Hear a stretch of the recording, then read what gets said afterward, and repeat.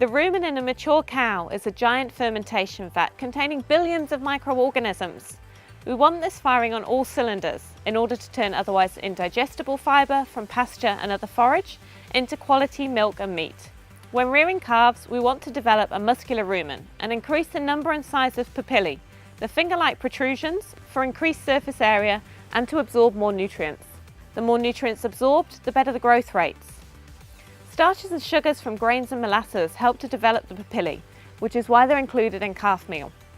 Hay or straw is also part of the overall diet, but this is less from a nutritional point of view and more from a physical one.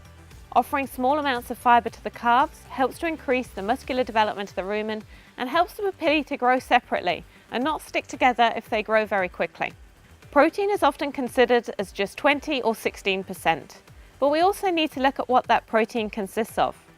True protein meals are those which come from vegetable sources like soybean meal, sunflower meal or cottonseed meal.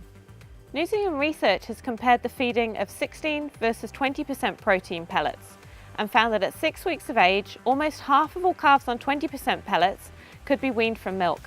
By contrast, under a quarter of the calves fed 16% protein were able to be weaned.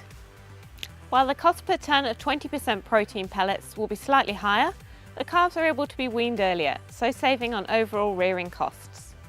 Young calves need an energy level of around 13 megajoules of ME per kilo. This should be supplied from high quality grains and not from human food waste streams like biscuit or confectionery waste. Whilst these can be high in energy, it comes from fast sugars and the type of material changes from one batch to the next. If the recipe changes, the likelihood of feed refusals is high. Calves notice different smells and tastes in feed and will naturally be wary if something is not what they're used to. Any day that the calf eats less meal is the day that the growth rates will drop. As we want steady and regular daily gains, we should be offering the calves a consistent feed that does not change between batches and deliveries.